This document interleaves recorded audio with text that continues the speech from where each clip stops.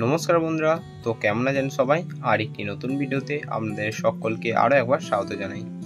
আজকের এই ভিডিওতে আমি ড্রাগন বাগানীদের খুবই নিরাশাজনক এবং হতাশাজনক বিষয় নিয়ে আলোচনা করতে চলেছি। এই নিরাশাজনক ঘটনাটি শুধু আমার ক্ষেত্রে নয়, যে সমস্ত ড্রাগন বাগানীরা আছে তাদের সাথেও এই ঘটনাটি প্রায় ঘটে থাকে। তো বিশেষ করে যারা টবে ড্রাগন চাষ করে তাদের ক্ষেত্রে এই ঘটনাটি বেশি দেখা যায়। সারা বছর ড্রাগন গাছের পরিচর্যা করে এবং ড্রাগন গাছের পিছনে অনেক কষ্ট করে যখন চোখের সামনে ফুলগুলি আসে এবং তার কিছুদিনের মাথায় এই ফুলগুলি ঝরে যায়, তখন সেগুলি দেখে খুবই কষ্ট লাগে। নিজের চোখের সামনে এই ড্রাগন গাছের ফুলগুলিকে আস্তে আস্তে হলুদ হয়ে ঝরে যেতে দেখে খুবই দুঃখ লাগে। তো বন্ধুরা, আজকের এই ভিডিওতে আমি আলোচনা করব কিভাবে আপনারা এই ড্রাগন গাছের ফুল ঝরে যাওয়া রোধ করবেন। তো বন্ধুরা, ভিডিওটি স্কিপ না করে ভিডিওটি সম্পূর্ণ দেখবেন এবং চ্যানেলে যদি কোনো নতুন দর্শক হয়ে থাকেন তো চ্যানেলটি সাবস্ক্রাইব করে পাশে থাকবেন। এবং যারা আমার চ্যানেলটি আগে থাকতেই সাবস্ক্রাইব করে গেছেন তাদেরকে অসংখ্য ধন্যবাদ।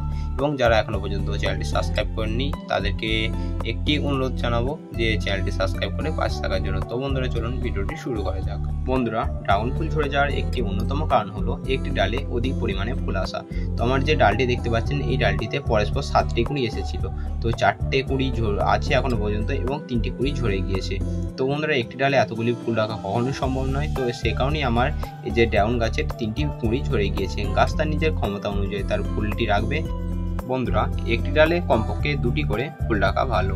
তো গাছ তার নিজের ক্ষমতা অনুযায়ী তার ফুল রাখে। আপনারা যেন কেউ গাছে বেশি পরিমাণে ফুল এলে সেটিকে আপনারা ভাঙতে যাবেন না, কারণ যে ফুলটি দেখবেন আপনার ঝরে যাওয়ার কথা সেটিকে আপনারা রেখে দিয়েছেন, আবার যে ফুলটি থেকে যাওয়ার কথা সেটিকে আপনারা ভেঙে দিয়েছেন।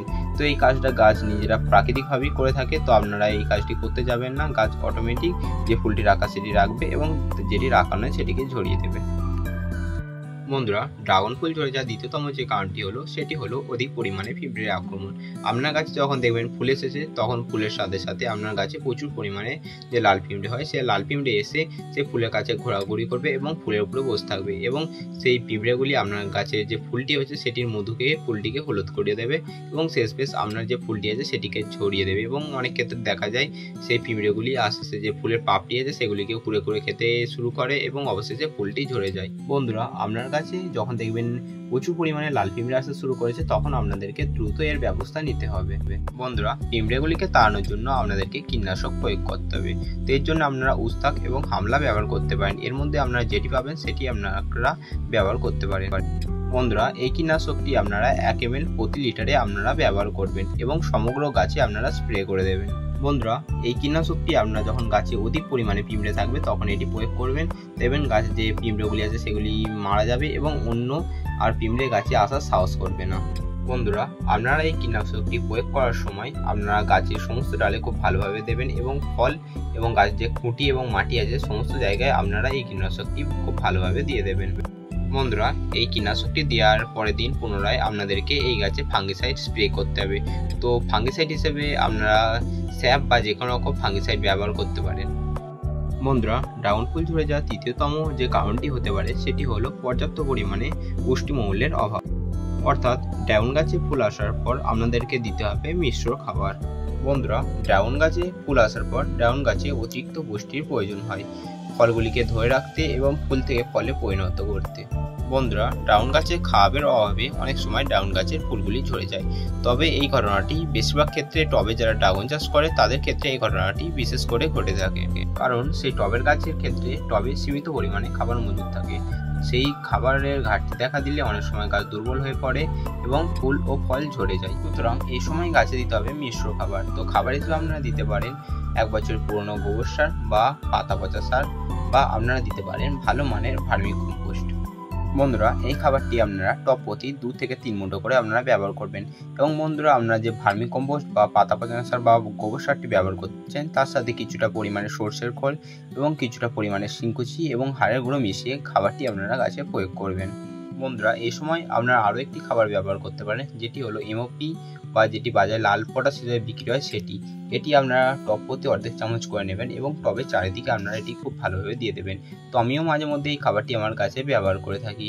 তো এটি আপনারা টব প্রতি অর্ধেক চামচ করে নিয়ে টবের চারিদিকে আপনারা খুব ভালোভাবে দিয়ে দেবেন। এটি যেহেতু রাসায়নিক খাবার, এটি আপনারা খুব বেশি দেবেন না। সেই ক্ষেত্রে এটি যদি খুব বেশি দেওয়া হয়ে যায় টবে তাহলে সেটি টবের শিকড় নষ্ট করে দিতে পারে। বন্ধুরা, ডাউন গাছে ফুল ঝরে যাওয়ার চতুর্থ যে কারণটি হলো সেটি হলো অতিরিক্ত পরিমাণে জল দিয়ে দেওয়া এবং অতিরিক্ত কম পরিমাণে জল দিয়ে দেওয়া। বন্ধুরা, ডাউন গাছে কুঁড়ি থাকাকালীন আপনারা যদি এই সময় ডাউন গাছে অতিরিক্ত পরিমাণে জল দিয়ে দেন, সেক্ষেত্রে অনেক সময় ডাউন গাছের ফুলগুলি হলুদ হয়ে ঝরতে শুরু করে, এবং যদি অতিরিক্ত কম পরিমাণে জল দিয়ে দেন সেক্ষেত্রে ডাউন গাছের কুঁড়িগুলি শুকিয়ে যেতে শুরু করে। বন্ধুরা, আপনারা যখন গাছে জল দেবেন, গাছের গোড়ার মাটিকে প্রথমে আগে হাত দিয়ে ভালোভাবে দেখে নেবেন। যখন দেখবেন গাছের গোড়ায় জল দেওয়ার মতো হয়ে গিয়েছে তখন আপনারা জল দেবেন। এবং বন্ধুরা, জলটা আপনারা এই সময় বুঝে দেবেন। যদি অতিরিক্ত কম বেশি জল দেওয়া হয়ে যায় সেক্ষেত্রে ফুলগুলি হলুদ হয়ে ঝরতে শুরু করবে। তো বন্ধুরা, এই ছিল আজকের ভিডিও। তো ভিডিওটি কেমন লাগলো অবশ্যই কমেন্ট করে জানাবেন। এবং বন্ধুরা, আমি যেভাবে বললাম সেভাবে যদি আপনারা ডাউন গাছের পরিচর্যা করেন তাহলে আপনাদের গাছের কোনো রকম ফুল ঝরে যাবে না। যেটি গাছে ন্যাচারালি হয়ে থাকে সেই ফুলটি ঝরতে পারে, কিন্তু অতিরিক্ত ফুল আপনার গাছে ঝরে যাবে না। তো বন্ধুরা, ভিডিওটি কেমন লাগলো অবশ্যই কমেন্ট করে জানাবেন। এবং চ্যানেলে যদি কোনো নতুন দর্শক হয়ে থাকে তো চ্যানেলটি সাবস্ক্রাইব করে পাশে থাকবেন। তো বন্ধুরা, দেখা হচ্ছে অন্য কোনো ভিডিও নিয়ে। ততক্ষণ সুস্থ থাকবেন এবং ভালো থাকবেন, আমার ভিডিও দেখতে থাকবেন।